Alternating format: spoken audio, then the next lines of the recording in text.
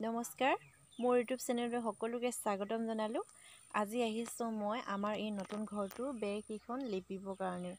এইখন মানে মানুহজনে পূৰা ভেটি দিলে, মানে বনাই দিলে, বেৰ দি দিলে। এতিয়া মোৰ মানে মোচা কামটো মানে মোৰ হাততে আছে।